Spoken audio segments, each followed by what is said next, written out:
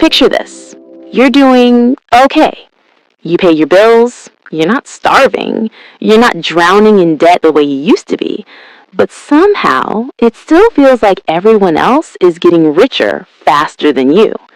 You scroll online and see people buying homes, investing, starting businesses, and you're sitting there thinking, am I behind, or is the system just broken?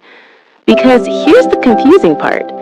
The economy is up, the stock market is up, corporate profits are up, yet most people feel more financially stressed than they did 5 or 10 years ago.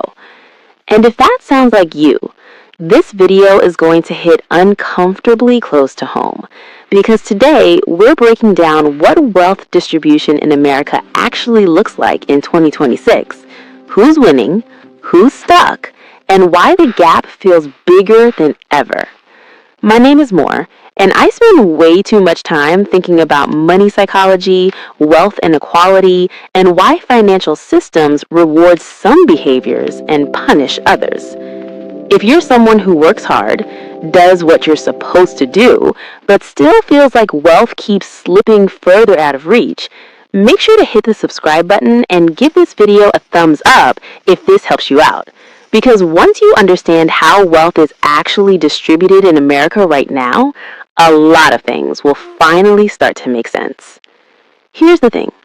Most people think wealth distribution is just about income. Like, if I made more money, I'd be fine. But that's not how this works. Not anymore.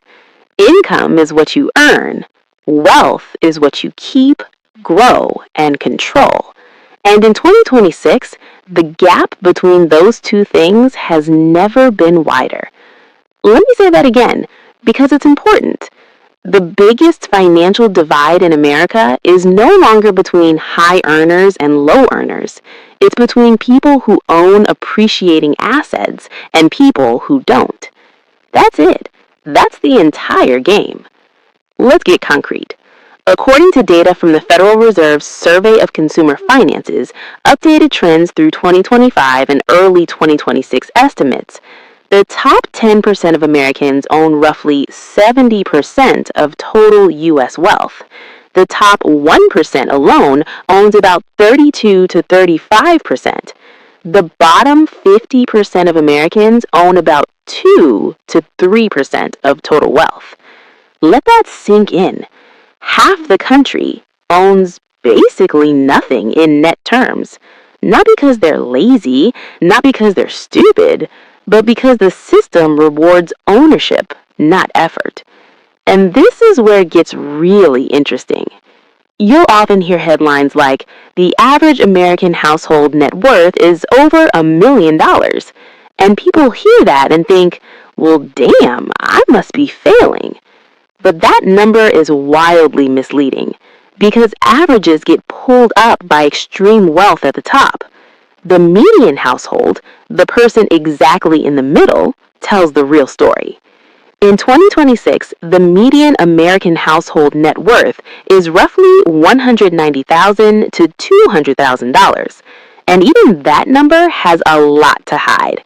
Because for many households, most of that wealth is home equity they can't easily access, retirement accounts they can't touch without penalties, assets inflated by housing prices they didn't actually choose, liquid wealth, cash, investments, things you can actually use, is far lower, which is why so many people feel rich on paper but stressed in real life.